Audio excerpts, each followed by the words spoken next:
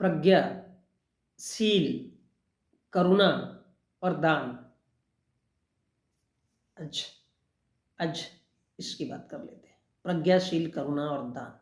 तो इसको समझने के लिए फिर सबसे पहले हमको समझना पड़ेगा कि धर्म, काम, अर्थ और मोक्ष।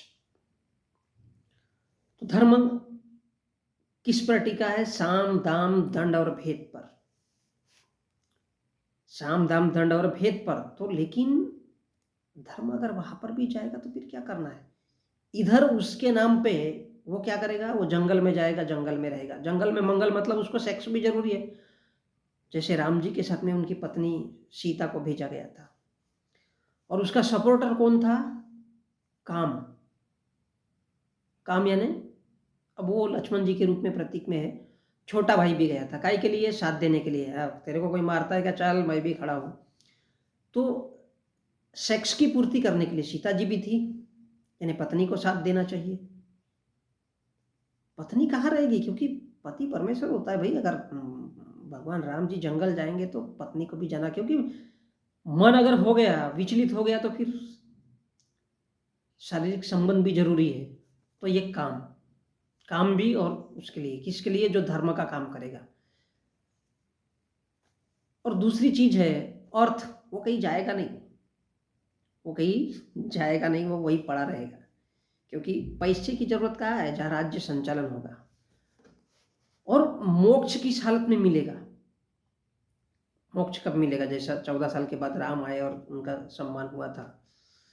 तो मोक्ष कैसे मिलता है? जैसे हमारे मोदी जी है, और मोदी जी के ज़माने में एक गोधरा कांड होता है। आई डोंट नो कि वो क्या था क्या नहीं। तो सुप्रीम कोर्ट ने या हाई कोर्ट ने तो क्लीन चिट दे दी है। तो गोधरा कांड जैसे कांड करो, फिर मंदिरों की मदद करो, फिर मंदिर बनाओ। क्योंकि बहुत सारे लोगों की, पूरे देश के लोगों की आस्था मंदिरों से जुड़ी है। तो क्या करेंगे? लोग आएंगे, अपने कितने भी पाप किए होंगे तो वो पाप अपने आप धुल जाएंगे। जैसे कि देवकीनंदन ठाकुर जी कहते हैं कि महिलाओं की हत्या करो, और महिलाओं की हत्या कर सकते हो लेकिन पाप लगेगा, तो फिर क्या करना है? 100 गायों का दान करना है। किसको? ब्राह्मण को दान होता है। किसी दलित को दोगे नहीं, किसी मुसलमान को नहीं दोगे, किसी आदिवासी को नहीं दोगे, और किसी कुर्मी को नहीं दोगे दान। तो दान किसको जाएगा? मतलब किसी भी महिला की हत्या कर सकते हैं। तो ये क्या है? मोक्ष का रास्ता है। हत्या करो, महिलाओं की भी हत्या कर सकते हो, कोई बड़ी बात नहीं। लेकिन उसके लिए तुमको 100 गाय दान करना पड़ेगा। यार ये जब बेस्ट थ्योरी, पहले मारकाट करो, जो करना है करो, बदमाशी करो, गुंडागर्दी करो, हत्या करना है हत्या करो, लेकिन बाद में भगवान के नाम से कुछ कर दो, तुम्हारे पाप धुल जाएंगे। दैट इज प्रायश्चित। उसी में मोक्ष मिलता है ना। जैसे भगवान राम ने कई ताड़का का वध किया, अम्बुक शंबुक का कितनों को मारा होगा, लेकिन अपने शासन में गए तो उनका सत्कार भी हुआ, वनवास भी काटा और वो भी किया। तो ये बात तो है। तो अब चलते हैं ज्ञान। बेसिकली हमारे देश में प्रज्ञाशील और करुणा को ही दर्शाया गया है, लेकिन इसमें ये नहीं है, दान भी है। तो प्रज्ञा का मतलब क्या है? तो प्रज्ञा का मतलब है ज्ञान। प्रज्ञा अर्थात ज्ञान। अब ज्ञान के भी कई प्रकार हैं, ज्ञान के ढेर सारे प्रकार हैं। फॉर एग्जाम्पल, आज हमारे देश में योगी जी हो या मोदी जी हो, उनके राज में एक बड़ी खूबसूरत सी घटनाएं घटी। अब कोई गार्डन में नहीं जाएगा, साला बैठा दिखा, चलाओ डंडा, मारो, उनके हाथ पैर तोड़ो। क्यों? क्योंकि गार्डन में बेटा भी हो सकता है और माँ भी हो सकती है बैठे हुई, बहन भी हो सकता है, भाई भी हो सकता है। गार्डन है, जाते आते, बाप बेटी भी हो सकता है, भाभी देवर भी हो सकता है। लेकिन उन लोगों को क्या लगा? 2 आंखें हैं और तीसरी आंख हमारा दिमाग है, उसके बावजूद भी माँ बाप भी हो सकते हैं बैठे हुए। लेकिन हम लोगों को क्या लगता है? योगी जी ने बोल दिया डंडा चलाओ तो चला। अब हम जनरली क्या सोचते हैं कि यार लड़का लड़की होगा तो साला लव जिहाद वाला मैटर बनेगा, जो नहीं बनना चाहिए। तो फिर वहां पर बैठे हुए लड़का माँ भी जाता है घूमने के लिए, बहन भाई भी जाता है, बाप बेटी भी जाती है, माँ बाप भी जाते हैं, पति पत्नी, भाभी देवर भी जा सकता है। चलो भाई इधर आए, कुछ काम था, कुछ काम निपटाए, तो चलो थोड़ी देर यहाँ का गार्डन बना, गार्डन देख लेते हैं। तो ये हमारी आंखें कब पता चलेगी हमको? हमारे पास 2 आंखें तो है, लेकिन हम पास में जब तक नहीं जाते, दिमाग से काम लेना पड़ेगा। तो उसके लिए वैज्ञानिक दृष्टिकोण क्या है? प्रैक्टिकल, पास में जाना पड़ेगा, पूछना पड़ेगा, तहकीकात करना पड़ेगा। लेकिन हमने तो प्रथा बना दिया, बरसाओ डंडे, मारो मारो। क्यों मारो? क्योंकि हम समझ रहे हैं यार साला लव करने वाले, प्यार करने वाले जोड़ पे होंगे। जोड़पा समझते हो ना? कपल, कपल, उसको मराठी में जोड़पा बोलते हैं। तो वो जोड़ पे समझ करके डंडे बरसाए वो भी सरकारों ने। अब सोचने लायक बात है कि हमने प्रैक्टिकल नहीं किया, हमने एक अंदाजा लगाया कि लड़का और लड़की गार्डन में आते हैं प्रेम। तो ये क्या है? अंधाधुंध फायरिंग, बरसाओ डंडे। तो मतलब इनमें से कोई भी रिश्ते वाले हो सकते हैं। तो हमारे पास क्या है? दो आंखें हैं, हमको पहले वो देखना चाहिए, दिमाग से काम लेना चाहिए। और वैज्ञानिक दृष्टिकोण करता है प्रैक्टिकल, पास में जाकर के पूछना चाहिए, उसके बाद में डंडे बरसाओ ना भैया, तुमने तो पहले ही तय कर लिया। तो ये है प्रज्ञा। प्रज्ञा अर्थात पर्याप्त ज्ञान का होना, पर्याप्त ज्ञान का होना प्रज्ञा, सफिशिएंट जानकारी किसी भी चीज की। और जब पास में जाना या पूछना, उसके बाद फिर फैसला लेना कि इनका रिश्ता क्या है। पहले ही डंडे बरसाने की योजना अच्छी है क्या? नहीं है। लेकिन योगी और मोदी जी ने गार्डन जाओगे तो मार। अब उस चक्कर में माँ बाप और ये भाई बहन, भाई वो टूरिस्ट प्लेस है यार, थोड़ा सा आमदनी आएगी, 10-20 रुपये आएगा तुम्हारे गार्डन में। लेकिन लवजहत का फंडा बना दिया इसको, तो साला मारो, गार्डन में जो भी बैठा है। रिश्ता क्या है अता पता करने की जरूरत नहीं है। यही है प्रज्ञा, किसी भी चीज की पर्याप्त जानकारी। वो कैसा है? प्रैक्टिकल तौर पे। तो मतलब क्या है इसका? मतलब देखिए, बुद्ध क्या है? ज्ञान। ज्ञान का मतलब है बुद्ध।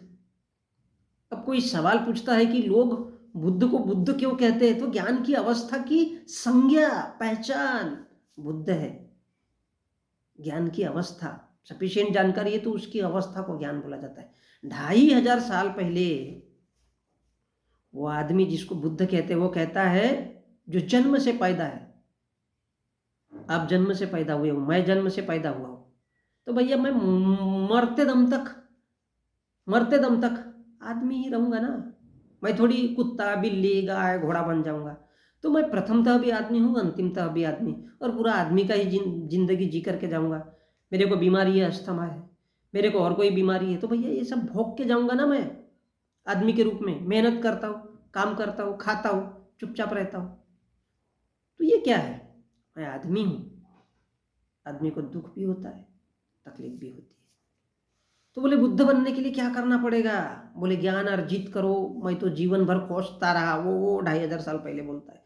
फिर भी विद्यार्थी हूँ, दो आंखें हैं, तीसरी आंख दिमाग है, उससे क्या करना है क्या नहीं करना है वो सोचता हो। इससे आपको भी काम लेना है, जिससे दूध का दूध और पानी का पानी हो सकता है। प्रैक्टिकल करो। एक शिक्षक होता है वो पढ़ाता है, एक डॉक्टर होता है। इस प्रकार से कुछ कुछ समझना है। तो बुद्ध, ये सब क्या है? प्रज्ञा। प्रज्ञा समझाती है कि बुद्ध क्या है? ज्ञान। और पर्याप्त ज्ञान रहेगा तो आप समझ पाओगे ज्ञान मतलब बुद्ध।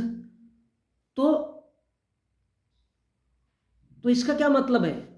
हम बुद्ध को बुद्ध क्यों बोलते हैं? बुद्ध क्यों बोलते हैं? वो बुद्ध उस जमाने में पैदा हुआ, आप भी बुद्ध हो। इन बातों को समझोगे तो ज्ञान की अवस्था, ज्ञान की अवस्था की संज्ञा को बुद्ध कहा जाता है। ये किसने समझाया? 2500 साल पहले वो बुद्ध ने समझाया, इसलिए उसको बुद्ध कहते हैं। पैदा हुआ नाम सिद्धार्थ गौतम है, किसी ने सिद्धार्थ नहीं बोला है। तो फिर राम भद्राचार्य क्यों कहता है कि भगवान है? मैं सवाल पूछा क्योंकि इसमें उसका स्वार्थ है। अगर वो भगवान है,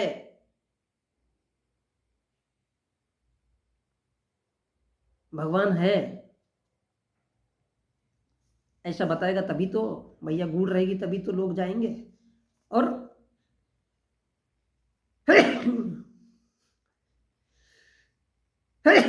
वो अगर बोलेगा या बताएगा कि भगवान नहीं है, तो उसके पास जाएगा कौन?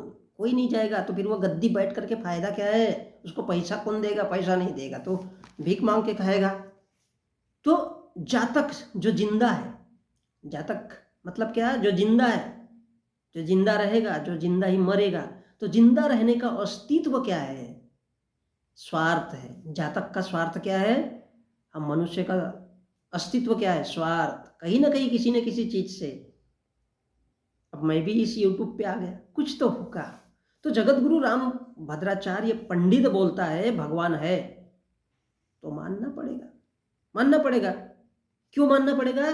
क्योंकि तुम्हारे पास दिमाग नाम की चीज नहीं है, ये तुमने स्वीकार कर लिया, इसलिए भगवान को मानना पड़ेगा क्योंकि वो कह रहा है। और दिमाग अगर रहेगा तो सवाल करोगे कि भैया कहाँ है, क्यों है, क्यों नहीं है। लेकिन क्या तुम सवाल करने लायक हो? क्या तुम्हारे पास सफिशिएंट जानकारी है? तो फिर वो क्या करेगा? रो करके बताएगा, बोलेगा ग्रंथ में लिखा है, इमोशनल करेगा, चिल्लाएगा, गरम करेगा, नहीं तो मारने की धमकी देगा। क्यों? क्योंकि उसके पास भी आंसर नहीं है। उसने जैसा पढ़ा लिखा वैसे वो चल रहा है, उसने खाली किताबों से सीखा है, उतना ही बताएगा जनाब। किताबों से सीखा है क्योंकि उसके ग्रंथ कहते हैं, बेचारे ने पढ़ा है, उसकी भी गलती नहीं। हर इंसान कहीं ना कहीं से पढ़ता है, कोई ना कहीं से सीखता है। लेकिन अगर आप उन बातों को समझना पड़ेगा, नहीं तो सब ज्ञान का मैल है, सब मोह माया है सच में। तो प्रज्ञा का अर्थ है पर्याप्त जानकारी रखना और सामने वाले को देना, पर्याप्त ज्ञान। किसान कहता है ये धान की फसल है, इसमें बुआई करना पड़ता है, रोपाई करना पड़ता है, यहाँ का पौधा निकाल करके खोद खोद करके मैं वो काम किया हूँ, मैं मजदूर का बेटा हूँ। उसको खार बोलते हैं हम लोग मराठी में। बोझे भी ढोना पड़ता है, बोझे बांधना पड़ता है, उसके बाद में उसमें गाहनी बोलते हैं, उसमें बैल चलते हैं, वो बैलगाड़ी भी चलाया हूँ मैंने। टॉयलेट साफ करने का भी काम किया हूँ 4 महीना वोल्टास कंपनी में। तो ये बोवाई रोपाई फसल से लेकर के क्लियर, तब हमको पूरा पूरा मालूम होना चाहिए कि तब धान बनता है और उससे चावल बनता है जिसको हम खाते हैं। और जब हम उसको खाते हैं तो हमारे शरीर को ऊर्जा मिलती है और हम जिंदा रहते हैं। ये क्या है? प्रज्ञा है। इस ऊर्जा जो हमारे शरीर को मिलती है, इसको खाते हैं, यही तो भोजन है, यही तो भगवान है असल में। पहला भगवान माँ बाप जिन्होंने इस दुनिया में हमको पैदा किया, उसके बाद में तीसरा कौन है? भोजन। मिलेगा तो जिंदा रहेंगे, नहीं तो कहाँ से मिलेगा? ये सब क्या है? हम जिंदा रहते हैं, ये प्रज्ञा है जिससे ऊर्जा मिलती है, ये भगवान है भोजन। तो यहां से चिल्लर जानकारी की यार इसको धान बोलते, धान कैसा होगा, क्या होगा, नहीं जनाब, पूरा पूरा उसका प्रोसेस, तब धान बनता है, तब हम खाते हैं। प्रज्ञा होगी, ज्ञान होगा, तो आपका व्यवहार औरों के प्रति खुद ब खुद जो होगा बदल जाएगा। ये सब ज्ञान आपके अंदर आएगा, आप ऑटोमेटिक बदल जाओगे। और जब बदल जाओगे तो आप ऐसा व्यवहार करोगे, उसी को शील कहते हैं। व्यवहार, व्यवहार कैसा करोगे? शील अर्थात आचार, व्यवहारिकता। क्या करोगे? बोलोगे यार किसी का मर्डर करना कोई फायदा ही नहीं है, जीव हिंसा नहीं करूंगा, मैं किसी भी जीव को नहीं मारूंगा, चोरी नहीं करूंगा, चोरी करके क्या फायदा है, ईमानदारी से कमा के खाओ। व्यभिचार नहीं करूंगा। अब ये व्यभिचार मतलब जबरन किसी के साथ सेक्स, सीधी सी बात है, लंबा चौड़ा। झूठ नहीं बोलूंगा। अब जब मतलब ये ज्ञान अगर आपके पास रहेगा तो आप डेफिनेटली झूठ बोलना पसंद नहीं करोगे, चाहे साला जो भी हो जाए यार, 4 दिन की जिंदगी है, क्या पता कोई मिले ना मिले, आए भी ऐसे ही है, अकेले तो मरना भी ऐसे ही है। हो सकता है कोई जीवन साथी फटा टूटा मिल जाए, तो जिंदगी बिता लो गरीबी में ही, क्या फर्क पड़ता है। नशा नहीं करूंगा। तो ये 5 प्रकार के व्यवहार आपके अंदर, आपके जेहन में बैठ जाएंगे। और जब आपके ये जेहन में बैठ जाएंगे तो क्या होगा? आपके अंदर दिमाग आएगा, मतलब प्रज्ञा आएगी। व्यवहार करोगे, चोरी चकारी नहीं करना है, हिंसा उंसा नहीं करना है, किसी को मारकाट नहीं करना है, तंग नहीं करना है। तो फिर क्या करोगे आप? आपके अंदर एक नया भाव उत्पन्न होगा, वो होगी करुणा, दया का भाव। अंदर से आवाज आएगी, कोई भूखा है तुम्हारे सामने, चल यार तू भी खाना खा ले भाई, गरीबी में गीला आटा जो मेरे पास है उसमें से थोड़ा सा तू भी खा ले। कोई देख रहा है कि कोई प्यासा है, चल भाई तू पानी पी ले यार, मेरा पेट तो भर गया, अब मैं सोचूंगा कि चल तू भी थोड़ा सा खा लेना यार, क्या फर्क पड़ता है, मेरे बाप का कौन सा कम जाता है। ये करुणा है। और करुणा ऑटोमेटिक आपका व्यवहार बदलेगा कि जैसा मैं खुद के लिए चाहता हूँ यार, मैं चाहता हूँ कि मैं मेरे पास गाड़ी होना, मेरे पास बंगला होना, तो मैं क्यों ना सोचूं कि सामने वाले के पास ऐसी फैसिलिटी जाए। सबके बीच में समान भाव का आने देना, ये आपके मन में, हृदय में, दिल में क्या क्या बोलते हैं आई डोंट नो, तो वो सब आप फील करने लगोगे। सोचना यार किसान गरीब क्यों है, मजदूर गरीब क्यों है, साला नेता क्यों बेईमानी करता है। तो ये जो फीलिंग है अगर आपके अंदर आ गई, वही तो दया है, वही तो करुणा है। किसने कहा? 2500 साल पहले वो आदमी ने कहा। अब उसका फायदा उठाना है तो नेता क्या करता है, अरे इस देश के लोगों को साला अकल ढकल तो है नहीं, कमाओ अपना घर, उनकी फैक्ट्री चल रही है, दुनिया भर के कारोबार शुरू हो जाते हैं, उनका दबदबा हो जाता है, शासन प्रशासन घंटा कुछ उखड़ नहीं सकता उनका। क्यों? क्योंकि भैया नेता है, पैसा है। कथावाचक, मौलाना, पंडित, व्यापारी सब अमीर बन बन कर अपना घर, उनको क्या घंटा पड़ा है। फॉर एग्जाम्पल एक मुकेश अंबानी है, उसके पास करोड़ों खरबों की दौलत है, उसको क्या है, उसको सेक्स की जरूरत पड़ी साला अमेरिका जाता है, एंजॉय करके आता है। कहा है कि बीबी नीता अंबानी, फीता अंबानी, पैसा। अब जिसके पास है ही नहीं तो वो तरसते रहता है। एग्जाम्पल दिया भाई ने। तो वो क्या सोचता है, मैं अमीर बनूंगा तो साला बहुत बड़ा, लेकिन मरने के बाद वो आदमी चलेगा नहीं, इसी जिंदगी में उखड़ जाएगा। लोग बोलेंगे कि एक मुकेश अंबानी था, गौतम अडानी था, नरेंद्र मोदी था, गया। और जब ये दया का भाव आपके अंदर उत्पन्न होगा कि आप भी पेट भर के खा रहे हो, दूसरा भी खाना चाहिए, तो आपको लगेगा यार जो मेरे पास है सच में क्यों ना मैं सामने वाले को दान करूं। दान का अर्थ है देना। क्या है वो देना? तुम्हारा पेट भर गया, तुम गरीब के बारे में सोचो। तुम्हारे पड़ोस में एक गरीब आदमी है, तुम उसके बारे में सोचो ना। तुम्हारे सामने अगर तुम देख रहे हो, तुम्हारे सामने एक गरीब का बच्चा है, उसको भी 2 किताबें खरीद के दे दो भाई, यही तो दान है। जितना कर सकते हो। इसलिए किसान है, किसान के बारे में सोचो। तुम अकेले ही अपने बारे में सोच रहे हो तो क्या फायदा तुम्हारे मनुष्य होने का। इससे क्या होगा, जब तुम देते रहोगे एंड सो ऑन, कोई भी चीज की बात कर रहा हूं मैं, तो इससे क्या होगा, तुमको एक संतुष्टि मिलेगी यार, मैंने कुछ तो किया, कुछ तो किया। तुमको एक अंदर से बहुत बढ़िया फील होगा कि मैं दान करता भी चला गया। अब हमारे देश में हर 6 में से 5 लोग गरीब हैं, तो छठवां आदमी जो बहुत ऊपर पायदान पे चला गया, उसको कम से कम थोड़ा थोड़ा मदद करना चाहिए। ले बेटा तेरे बच्चे के लिए, चल उसके लिए मत सोचो, तेरे बच्चे के लिए 2 किताबें दे देता हूँ, अच्छा पढ़ेगा लिखेगा। ये कहाँ भाव है? यही तो देना है, यही तो त्याग है। देना है, दान करना है। हमारे देश में क्या पढ़ाया जाता है कि भोजन की 3 अवस्था होती है, खा लो, नहीं तो रख लो, नहीं तो दे दो। अरे घंटे में गई वो तुम्हारी अवस्था व्यवस्था, हमारे किस काम की है।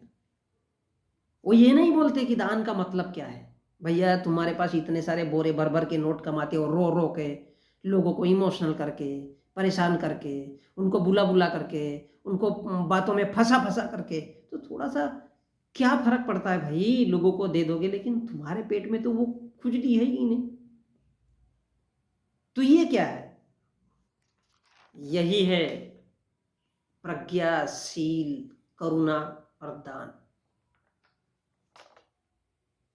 ये क्या है? पारमिताओं का एक मुख्य हिस्सा है जिसको मैंने बताया, प्रज्ञाशील करुणा और दान, इसी को पारमिता कहते हैं। और ऐसी 10 पारमिताओं का अनुसरण कौन करता था, पालन कौन करता था? सम्राट अशोक। इसलिए 10 का आंकड़ा होता है। एक 8 अष्टांग मार्ग कहते हैं, 8 अंग है उसके, 8 हिस्से, 8 पोर्शन है। और जिसने 12 के 12 दिया वो था बुद्ध। मतलब 12 12 24, 24 और 8, 24 और 8 प्लस 4 आर्य सत्य है।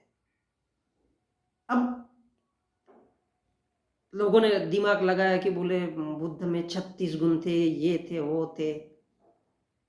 ये नहीं है रे बाबा। मैं फिर से दोहराता हूँ, 4 आर्य सत्य, 8 अष्टांगिक मार्ग, ये थ्योरी दिया। ये क्या है? ज्ञान का एक फेस है। यही तो बुद्ध है।